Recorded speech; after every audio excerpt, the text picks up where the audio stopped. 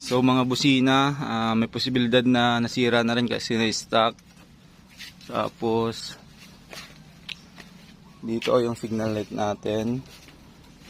Ayan, check natin yan lahat pag napagana natin kakadwa. Ayan. So ayan.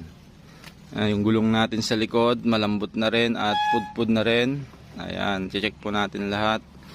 At ito yung ating sprocket tsaka kadena kakadwa. Yan, tignan nyo, sobrang dumi tsaka sobrang kalawang na po.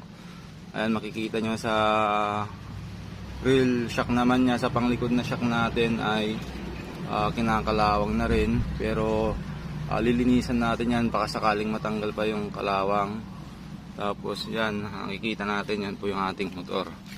Sobrang na-stack na talaga ng sobra-sobra. Yan. Ayan yung ating motor. Bukod doon, hindi pa napaliguan. So